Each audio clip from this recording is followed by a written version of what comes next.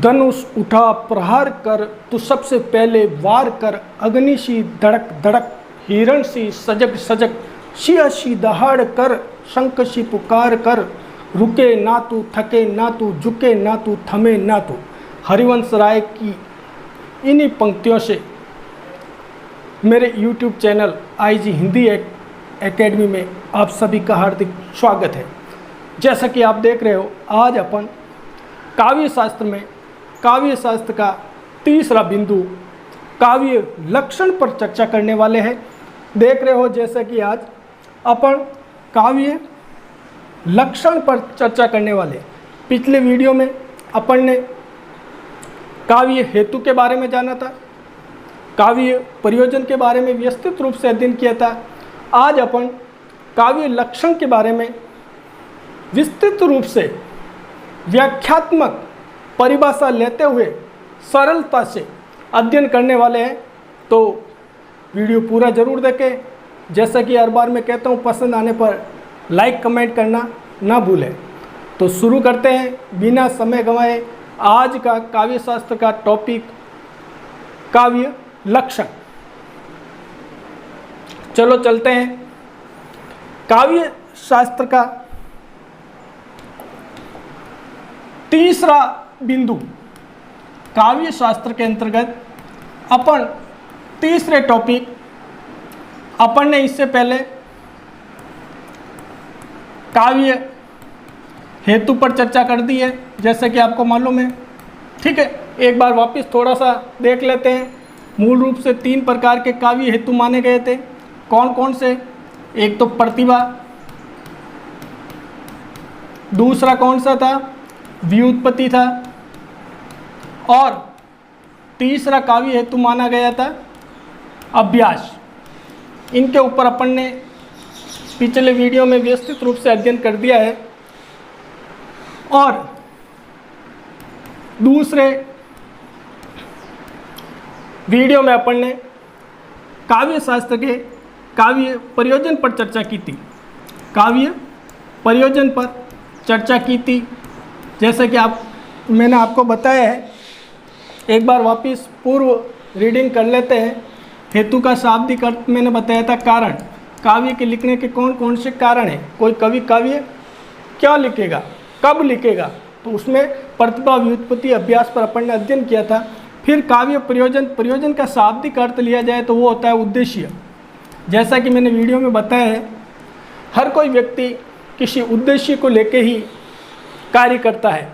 बिना उद्देश्य के कोई मूर्ख व्यक्ति भी काम या कार्य नहीं करता है। ठीक है, आज अपन काव्य शास्त्र के तीसरे बिंदु काव्य लक्षण पर चर्चा करने वाले हैं। तो ध्यान से देखें, आज अपन काव्य लक्षण पर चर्चा करेंगे। काव्य लक्षण क्या है, यानी किसे अपन काव्य माने कि ये काव्य की श्रेणी में आएगा। तो थोड़ा सा मैं आपको इसके बारे में बता देता हूँ, काव्य लक्षण के बारे में।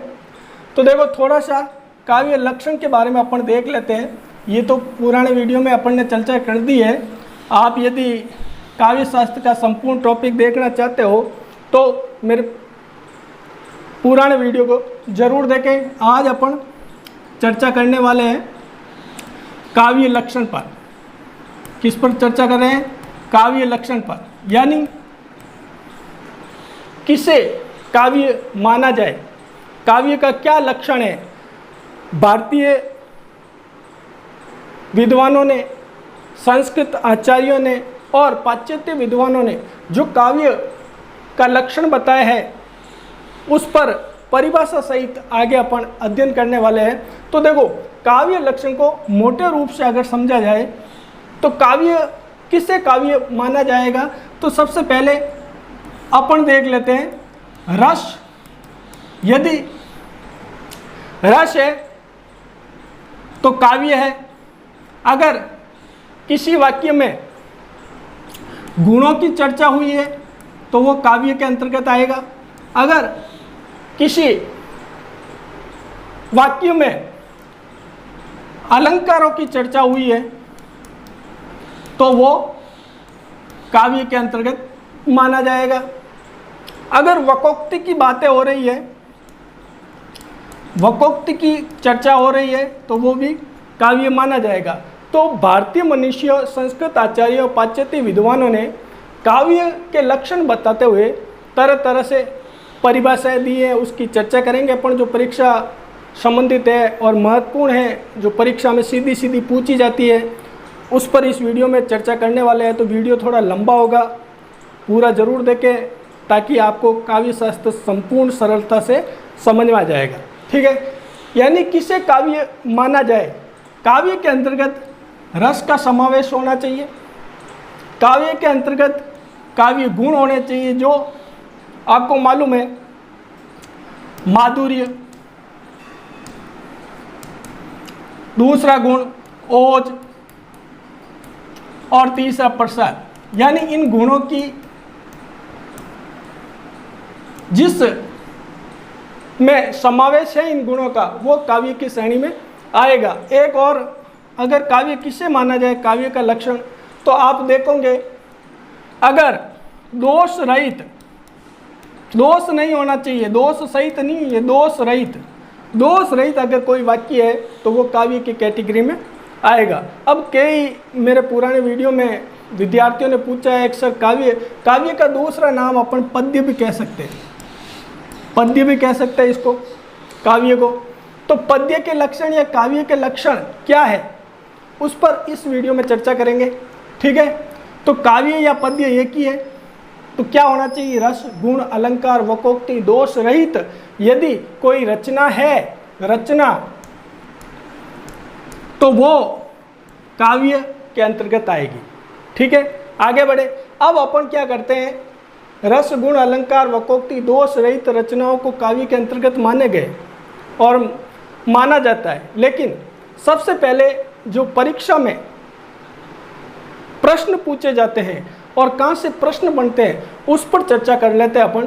तो अधिकतर प्रश्न परिभाषाओं में से सीधा सीधा पूछा जाता है। तो सबसे पहले अपन काव्य लक्षण की परिभाषाओं में अपने भारतीय आचार्यों को ले लेते हैं और सर्वप्रथम विवेचन किसने किया है काव्य लक्षण का, उसके बारे में थोड़ा सा व्यवस्थित रूप से समझ लेते हैं। ध्यान रखना आप, सर्वप्रथम विवेचन का आएगा तो वो भामा है। कौन है? भामा। काव्य लक्षण पर अगर सर्वप्रथम किसी ने लिखा है तो वो भामा है। क्या लिखा है ये आगे आपको समझा देता हूँ मैं, तो वीडियो पूरा देखें। चलो आगे बढ़ते हैं।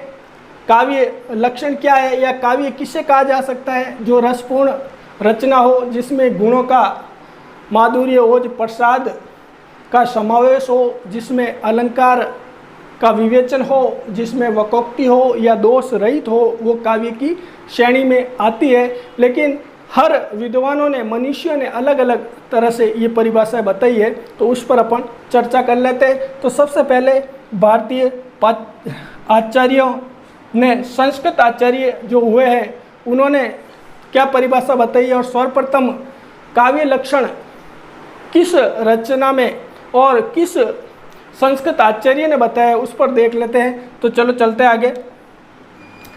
जैसे कि आप देख रहे हो, सर्वप्रथम अग्नि पुराण के अंतर्गत काव्य लक्षण को स्पष्ट करते हुए सीधा सीधा वर्णन किया हुआ है। क्या है ये परिभाषा? कई बार परीक्षा में सीधी सीधी पूछी जाती, तो ध्यान दें। क्या कह रहे हैं? संशय पादा वाक्य मिष्टात व्यवच्छिन्ना पदावली काव्य स्फूर्त अलंकारम गुण व दोष वर्जितम। ठीक है, क्या कह रहे हैं? अग्नि पुराण के अंतर्गत, ये सीधा ध्यान रखें, परीक्षा में सीधी सीधी पूछी जाएगी कि काव्य लक्षण की ये परिभाषा किसने दी है? तो अग्नि पुराण में सर्वप्रथम विवेचन हुआ है। ठीक है, उसके बाद में यदि अपन लिया जाए तो दूसरा भरत मुनि ने भी इसके काव्य लक्षण के बारे में बताया है। लेकिन उनकी एक कमी रही है, उन्होंने रस का कहीं विवेचन नहीं किया। ये आगे अपन देखेंगे। पहले एक बार अग्नि पुराण के अंतर्गत जो विवेचन है उसको अच्छी तरह से समझ लेते हैं। सर्वप्रथम अग्नि पुराण के अंतर्गत काव्य लक्षण के बारे में बताते हुए क्या कह रहे हैं? संशय वाक्य मिष्टा व्यच्छिन्ना पदावली काव्यम स्फुरदलंकारम गुण व दोषो वर्जितम। ठीक है, क्या कह रहे हैं? अभिष्ट अर्थ को संक्षेप में प्रकट करने वाली, अभिष्ट अर्थ को संक्षेप में प्रकट करने वाली अविच्छिन्न पदावली, अविच्छिन्न पदावली यानी जो अभिष्ट अर्थ है उसको संक्षेप में जो चीजें प्रकट करती है, जो रचना अविच्छिन्न, जिसमें पदावली है, अलंकार और गुण युक्त है, ठीक है, वह दोषों से रहित है। गुण दोष वर्जितम, गुण दोष वर्जितम, गुण व दोषों, दोषों से, गुण से युक्त है और दोषों से रहित है, वर्जित है, तो वो काव्य है। अग्नि पुराण में काव्य किसे माना गया है? यानी अभिष्ट अर्थ को संक्षेप में प्रकट करने वाली वो रचना जिसमें अविच्छिन्न पदावली पाई जाती है, अलंकार गुण का प्रयोग हुआ है, गुणों का, वह दोषों से जो रहित रचना है उसे काव्य कहा जाता है। समझ में आ गया? ये होगी अग्नि पुराण की। ठीक है, अग्नि पुराण के बाद में अपन आगे बढ़ते हैं किसका? सबसे पहले संस्कृत आचार्यों के मत ले लेते हैं। संस्कृत आचार्यों के मतों में सर्वप्रथम अपन, जैसा कि मैंने बताया, काव्य लक्षण की प्रथम परिभाषा देने वाले कौन है? भामा। परीक्षा में यहाँ से प्रश्न बनेगा, काव्य लक्षण में से जहाँ से प्रश्न बन सकते हैं वो मैं इस वीडियो में बताने वाला हूँ। वीडियो लंबा हो सकता है, पूरा जरूर देखें, लेकिन काव्य शास्त्र से आपका एक भी प्रश्न नहीं छूटेगा, ये मेरा वादा है। ठीक है, तो आचार्य भामा ने सर्वप्रथम काव्य लक्षण की परिभाषा दी, इसे ध्यान रखें। सर्वप्रथम काव्य लक्षण की परिभाषा देने वाले काव्य अलंकार इनके ग्रंथ का नाम है, ध्यान रखें। इन्होंने काव्य लक्षण की प्रथम परिभाषा देते हुए क्या कहा? इन्होंने कहा शब्दार्थो सहितो काव्यम, यानी क्या? शब्द और अर्थ से युक्त वाक्य ही काव्य है। क्या कह रहे हैं आचार्य भामा? याद रखें, इंपॉर्टेंट है, ये मोस्ट है। ठीक है, शब्दार्थो सही, सीधी सीधी ये परिभाषा पूछेगा आपको काव्य लक्षण की। शब्दार्थो सहितो काव्यम, काव्य के लक्षण के बारे में किसने कहा? तो आपका आंसर हो जाना चाहिए आचार्य, संस्कृत आचार्य भामा ने। शब्दार्थो सहितो काव्यम, इसे ऐसे कैसे याद रखना है? ठीक है, ये क्या कह रहे हैं? अगर भावार्थ कहा जाए तो भावार्थ हो जाएगा शब्द और अर्थ से युक्त, शब्द और अर्थ से युक्त वाक्य काव्य है। समझ में आ गया? शब्द और अर्थ से युक्त वाक्य ही काव्य है। इसमें कह रहे शब्दार्थो सहितो काव्यम, सर्वप्रथम काव्य लक्षण की परिभाषा देने वाले आचार्य भामा। दो प्रश्न बन रहे हैं, एक तो सर्वप्रथम परिभाषा देने वाले कौन है? भामा। दूसरा, इनकी परिभाषा इंपॉर्टेंट है, शब्दार्थो सहितो काव्यम, शब्द और अर्थ से युक्त वाक्य ही काव्य है। आगे बढ़े, दूसरा दंडी है। दंडी अपने ग्रंथ काव्य दर्श, इसे भी याद रखते चले, भामा का काव्य अलंकार और दंडी का काव्य दर्श। आचार्य, संस्कृत आचार्य दंडी काव्य दर्श में काव्य लक्षण पर चर्चा करते हुए क्या कहते हैं? शरीर तावदिष्टार्थ व्यवच्छिन्ना पदावली। क्या है? काव्य का शरीर तो इष्ट अर्थ से युक्त पदावली होता है। यानी काव्य का शरीर क्या होता है? इष्ट अर्थ से युक्त पदावली है। यानी इष्ट अर्थ से युक्त यदि पदावली है तो वो काव्य की श्रेणी के अंतर्गत आएगा। तो यहाँ से भी परीक्षा में कई बार परिभाषा पूछ ली जाती है, तो आप ये परिभाषाओं को अच्छी तरह से देख लें, सीधी सीधी पूछी जाती है। भामा की कौन सी है? दंडी की शरीर तावदिष्टार्थ व्यवच्छिन्ना पदावली, यानी काव्य का शरीर इष्ट अर्थ से युक्त पदावली होता है। ठीक है, वो काव्य है। आगे बढ़े, अपन 5-6 संस्कृत आचार्य ने जो मुख्य मुख्य परिभाषाएं दी है और क्या काव्य के लक्षण बताए उस पर अपन अध्ययन करेंगे। फिर अपन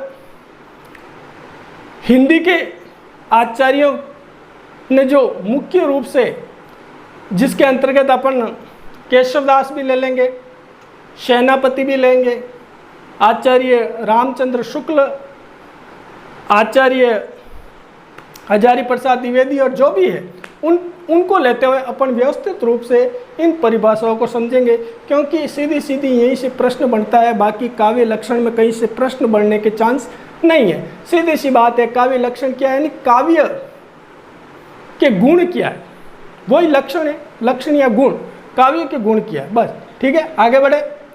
समझ लिया आपने, भामा और डंडी ले लिया अपन ने दो। तीसरा अगला देखते हैं। तीसरा आचार्य मम्मट। मम्मट का मैंने आपको बताया था, इन्होंने काव्य प्रयोजन के बारे में शानदार बताया है, तो मम्मट की काव्य प्रयोजन के बारे में जो परिभाषा है उसको भी याद रखें।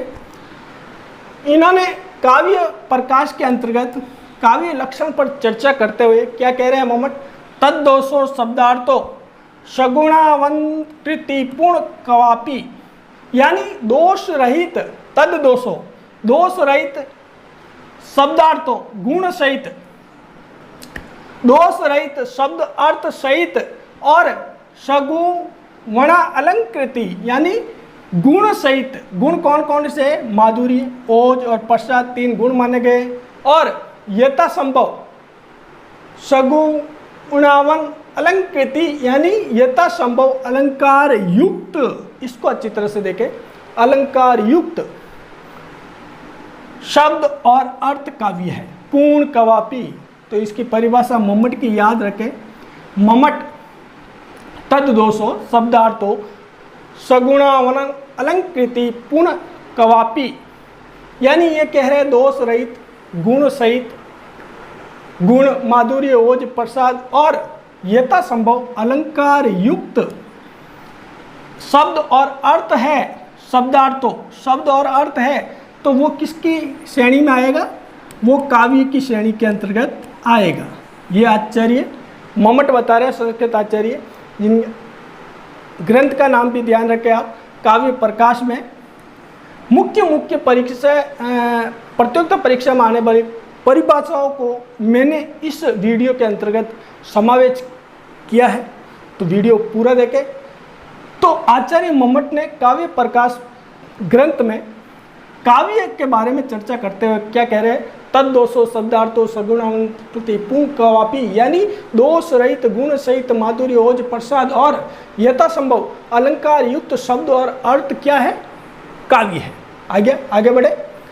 आचार्य हेमचंद्र। हेमचंद्र, इनके ग्रंथ का नाम है काव्य अनुशासन, याद रखें। इसके अंतर्गत भी इनकी भी परिभाषा कई बार परीक्षा में सीधी सीधी पूछी जाती है। क्या कह रहे हैं ये काव्य लक्षण बताते हुए, अदोषो सगुणो सा अलंकारो च शब्दार्थो काव्यम।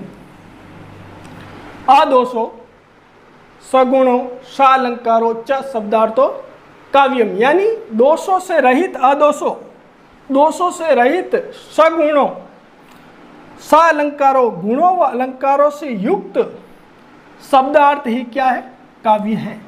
तो यहाँ से सीधी सीधी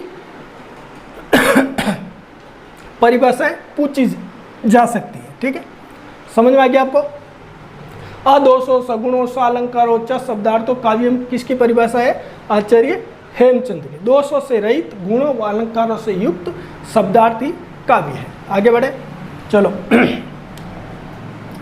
आगे। आचार्य विश्वनाथ की महत्वपूर्ण परिभाषा कई बार परीक्षा में आ चुकी है, तो ध्यान से देखें। इनका ग्रंथ का नाम है साहित्य दर्पण।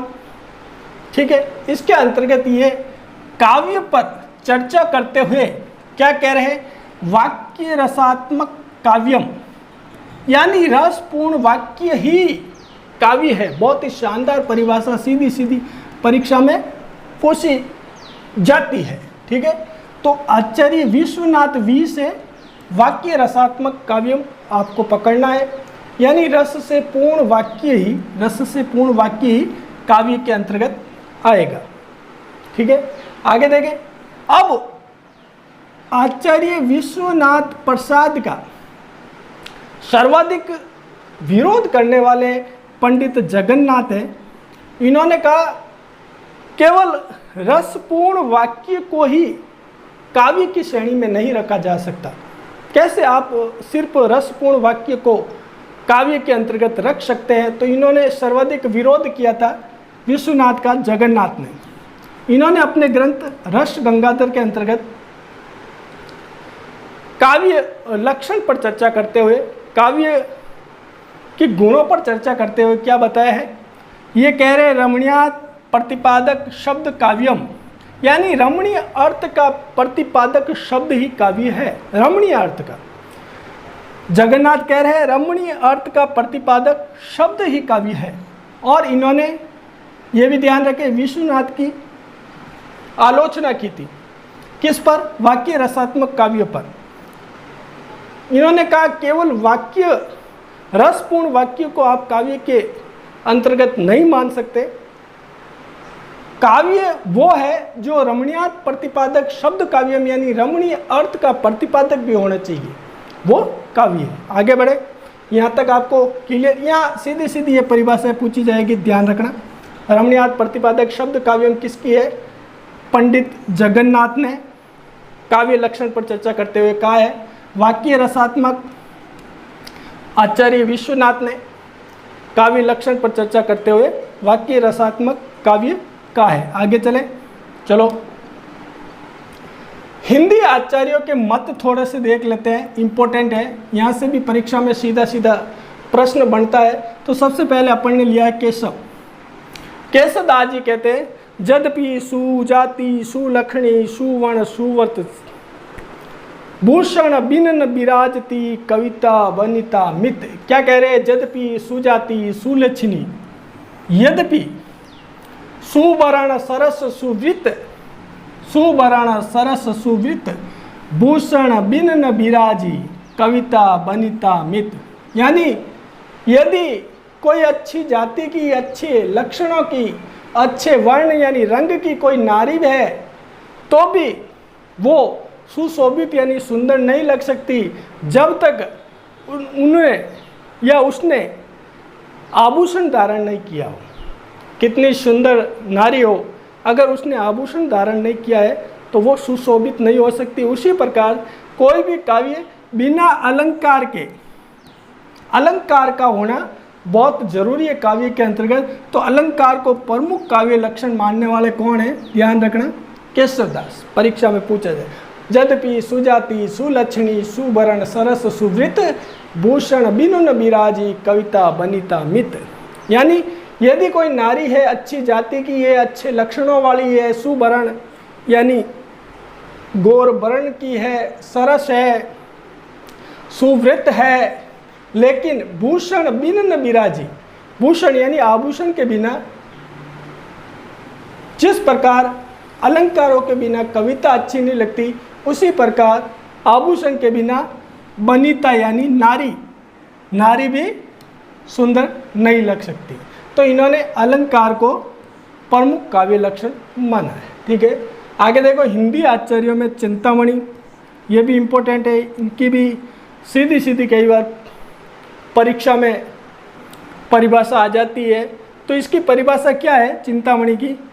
सगुणावलंकारण सहित दोष रहित जो होई शब्द अर्थ ताको कवित कत विबुद्ध सब कोई।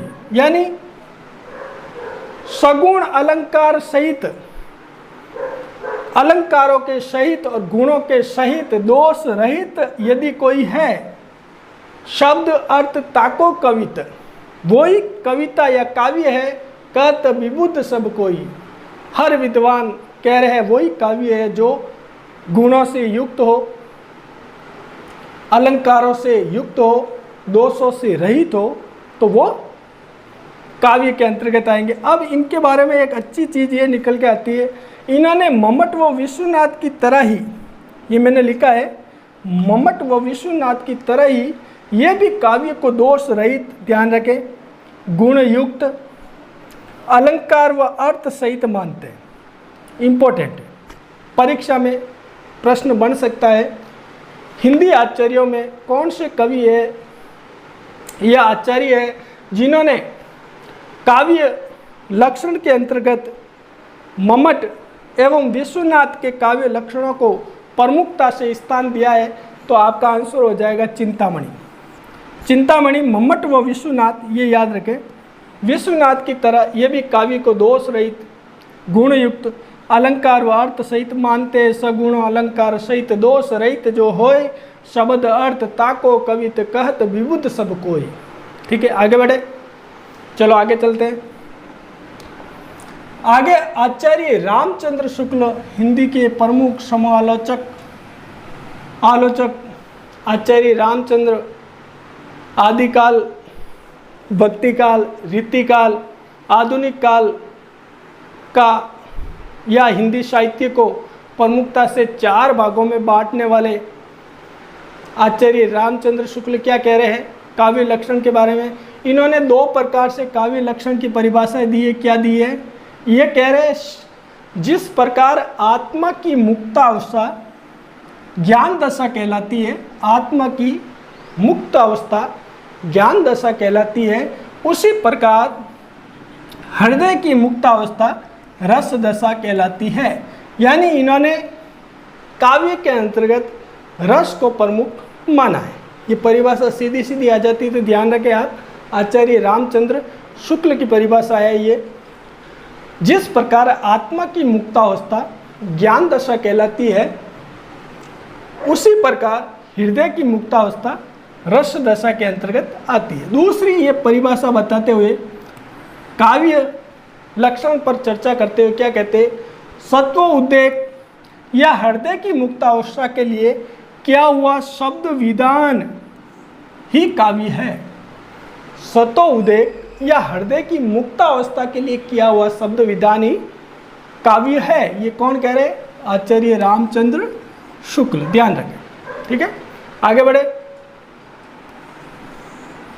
महावीर प्रसाद द्विवेदी जी काव्य के लक्षण बताते हुए क्या कह रहे हैं, सीधी सीधी इनकी भी परिभाषा कई बार परीक्षा में पूछी जा चुकी है और जाती है। यहीं से प्रश्न बनेगा, बाकी कहीं से प्रश्न बने के चांस है ही नहीं। क्योंकि काव्य लक्षण क्या है? काव्य के अंतर्गत रस होने चाहिए, अलंकार होने चाहिए, गुण होने चाहिए, दोष रहित होने चाहिए, वकोक्ति होनी चाहिए, वो काव्य है। लेकिन अलग अलग विद्वानों ने, चाहे वो संस्कृत आचार्य हो या हिंदी के आचार्य हो या पाश्चात्य साहित्यकार हो, जिन्होंने लक्षण के बारे में जो परिभाषा दी है और जिस प्रकार से बताया है, बस वहीं से प्रश्न बढ़ेंगे। तो इस वीडियो को आप पूरा जरूर देख लें। और ये जो मैंने परिभाषा दी है, आपको हर परीक्षा के अंतर्गत इसमें से ही परिभाषाएं मिलेगी और इसी में से प्रश्न बनेंगे, ये मेरा वादा है। ठीक है, तो आगे चले। महावीर प्रसाद द्विवेदी जी क्या कह रहे हैं?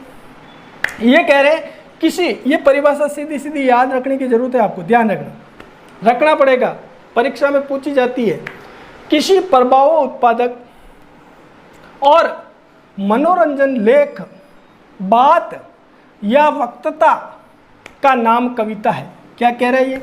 किसी प्रभाव उत्पादकता और मनोरंजन लेख, बात या वक्तृता का नाम ही कविता है। कौन कह रहे हैं? महावीर प्रसाद द्विवेदी जी। दूसरा ये बता रहे हैं काव्य का लक्षण, क्या कह रहे हैं? काव्य किसे कह सकते हैं?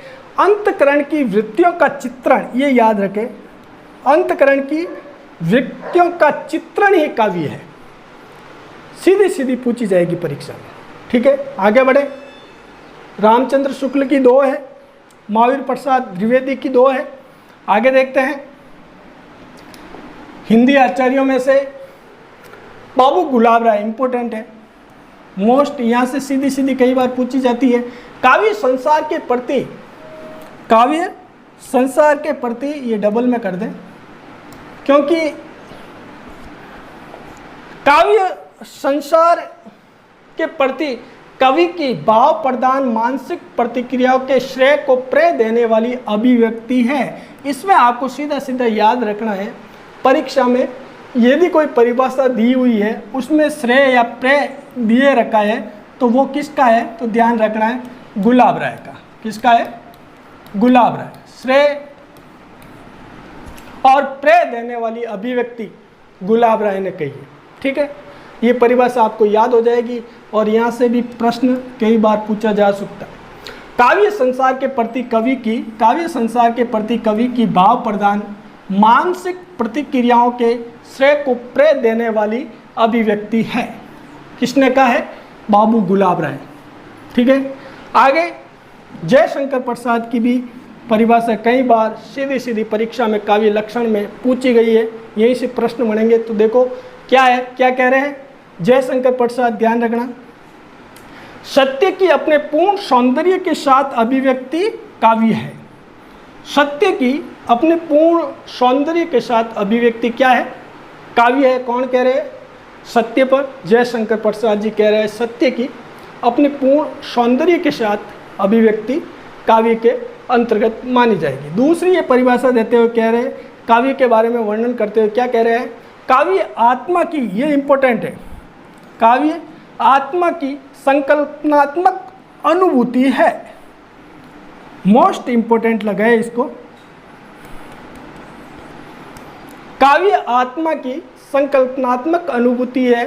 परीक्षा में सीधा सीधा पूछा जाएगा काव्य लक्षण के बारे में ऐसा किसने कहा है, तो आपका आंसर हो जाएगा जयशंकर प्रसाद कह रहे हैं काव्य आत्मा की संकल्पनात्मक अनुभूति है। ठीक है, आगे बढ़े, आगे चलते हैं अपन। प्रेमचंद, हिंदी के कथा सम्राट मुंशी प्रेमचंद जी काव्य के बारे में वर्णन करते हुए क्या कह रहे हैं काव्य के लक्षण में, काव्य जीवन की आलोचना है। याद रखना, प्रेमचंद जी कह रहे हैं काव्य को कि काव्य क्या है, जीवन की आलोचना है। कई बार पूछा जा चुका है। ये भी इम्पोर्टेंट, सुदामा पांडे धूमिल मोस्ट है। सीधा सीधा काव्य लक्षण में पूछा जाता है, कविता शब्दों की अदालत में खड़े बेकसूर आदमी का हल्फनामा है। क्या कह रहे हैं धूमिल साहब कि कविता शब्दों की अदालत में खड़े बेकसूर आदमी का क्या है, हल्फनामा है। काव्य क्या है, कविता क्या है, या कविता काव्य के अंतर्गत है। कविता या काव्य क्या है, शब्दों की अदालत में खड़े बेकसूर आदमी का हल्फनामा है। ठीक है, ये कौन कह रहे हैं, सुदामा पांडे जी कह रहे हैं। परीक्षा में नेट सेट और कॉलेज व्याख्याता में सीधी सीधी पूछी जा चुकी है, तो ध्यान रखें आप। कविता शब्दों की अदालत में खड़े बेकसूर आदमी का हल्फनामा किसने कहा है काव्य के बारे में, सुदामा पांडे धूमिल। एक सुमित्रा नंदन पंत जी, प्रकृति के सुकुमार कवि, अल्मोड़ा की धरती से आने वाले। तो ये क्या कह रहे हैं पंत जी, प्रकृति के सुकुमार कवि है। ये कह रहे कविता हमारे परिपूर्ण शरणों की वाणी है, परिपूर्ण शरणों की वाणी है। ध्यान रखें, क्या कह रहे पंत जी, पंत जी कह रहे कविता या काव्य हमारे परिपूर्ण क्षणों की क्या है, वाणी है, परिपूर्ण क्षणों की वाणी है। पंत जी कह रहे हैं काव्य या कविता के बारे में, ये भी याद रखें। महादेवी वर्मा जी को भी थोड़ा देख लेते हैं। मैंने मुख्य काव्य लक्षण के बारे में बताया है, चाहे वो संस्कृत आचार्य हो जहाँ से प्रश्न बनते हैं, या हिंदी आचार्य हो, या पाश्चात्य साहित्यकार हो, वो परिभाषाएं मैंने सारी ली है, या इन्होंने काव्य लक्षण के बारे में ये कहा है और सीधा सीधा पूछा जाता है। तो इसको आप अच्छी तरह से ज़रूर देख लें और याद कर लें, यहाँ से प्रश्न बाहर नहीं जाएगा। ठीक है, तो महादेवी वर्मा कहते हैं कविता कवि विशेष की भावनाओं का चित्रण है, कवि विशेष की भावनाओं का चित्रण। तो काव्य या कविताओं को भावनाओं का चित्रण किसने कहा है, प्रश्न बनेगा, तो वो महादेवी वर्मा है, जो भावनाओं में बहने वाली है। उन्होंने भावनाओं का चित्रण माना है काव्य को। काव्य के लक्षणों पर चर्चा करते हुए, काव्य के लक्षण बताते हुए कह रही है कविता या काव्य कवि विशेष की भावनाओं का चित्रण है। चलो आगे बढ़े, अब अपन ले लेते हैं, अभी अपन ने प्रमुख संस्कृत आचार्यों की परिभाषाएं जो परीक्षाओं में काव्य लक्षण पर पूछी जाती है वो ली है। उसके बाद में हिंदी आचार्यों में से 10 आचार्यों की इम्पोर्टेंट जो परिभाषाएं अधिकतर परीक्षा में पूछी जाती वो मैंने ली है। आगे अपन पाश्चात्य साहित्यकारों का भी देख लेते हैं, वो भी परीक्षा में सीधी सीधी आती है। तो देखो पाश्चात्य विद्वानों के मत देख लेते हैं। इन्होंने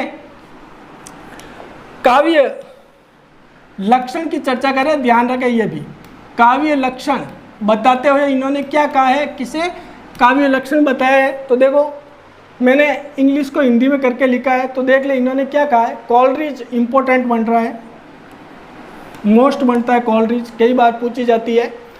poetry is the best word in the their best order. सर्वोत्तम शब्दों का सर्वोत्तम क्रम ही कविता है। क्या कह रहे हैं कॉलरिज?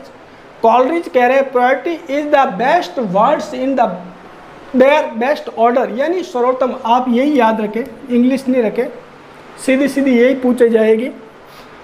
सर्वोत्तम शब्दों का सर्वोत्तम क्रम कविता या काव्य है, ऐसा किसने कहा? तो आपका आंसर हो जाएगा कॉलरिज, पाश्चात्य विद्वान कॉलरिज कह रहे हैं काव्य लक्षण या काव्य के गुणों के बारे में चर्चा करते हैं। सर्वोत्तम शब्दों का सर्वोत्तम क्रम ही कविता है। दूसरी इंपॉर्टेंट बनती है मैथ्यू अर्नोल्ड की। ये क्या कह रहे हैं?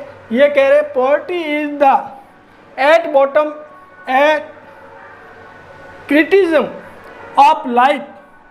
क्या कह रहे हैं ये कह रहे हैं मैथ्यू अर्नोल्ड, काव्य जीवन की आलोचना है। काव्य को इन्होंने क्या माना है? जीवन की आलोचना। और ये कह रहे हैं poetry is at bottom at a criticism of life. आलोचना यानी क्रिटिज्म ऑफ लाइफ, काव्य जीवन की आलोचना है। आगे देख लें वुड्सवर्थ की भी परिभाषा है, जो अधिकतर परीक्षा में सीधी सीधी पूछी जाती है। वो कहते हैं, अब मैंने हिंदी ली है, कविता प्रबल अनुभूतियों का सहज उद्रेक है। कविता क्या है? कविता प्रबल अनुभूतियों का सहज उद्रेक है। क्या है? कविता प्रबल अनुभूतियों का सहज उद्रेक है। ये कौन कह रहे हैं? ये वुड्सवर्थ कह रहे हैं कि कविता क्या है? प्रबल अनुभूतियों का सहज उद्रेक है। उसके बाद में देखो एक और बन रहा है कॉर्लाइल। कॉर्लाइल वाली परिभाषा भी इम्पोर्टेंट बनती है, जो परीक्षा में कई बार पूछी जा चुकी। संगीत में विचार ही कविता। ये क्या कह रहे हैं? ये कह रहे हैं संगीत में जो विचार है वो कविता के अंतर्गत आते हैं। तो ये याद रखें आप, पाश्चात्य विद्वानों ने जो इम्पोर्टेंट है, मैंने 5-6 ले लिया है। ड्राइंग क्या कह रहे हैं? ड्राइंग कह रहे हैं कविता सुस्पष्ट संगीत है। कविता क्या है? सुस्पष्ट संगीत है। तो संगीत किसने माना है? ड्राइडन ने माना है। कॉलरिज संगीत में विचार कह रहे हैं। ये तो संगीत कह रहे हैं, सुस्पष्ट संगीत। ये कह रहे हैं, कॉलरिज कह रहे हैं संगीत में विचार है, और ये सुस्पष्ट संगीत मान रहे हैं ड्राइंग। ठीक है। और हडसन की परिभाषा इंपॉर्टेंट बन जाती है। ये भी कविता कल्पना और संवेग द्वारा जीवन की व्याख्या है। हडसन क्या कह रहे हैं? कविता कल्पना और संवेग द्वारा जीवन की व्याख्या है। तो दोस्तों वीडियो कैसा लगा लाइक कमेंट करके बताएं। धन्यवाद।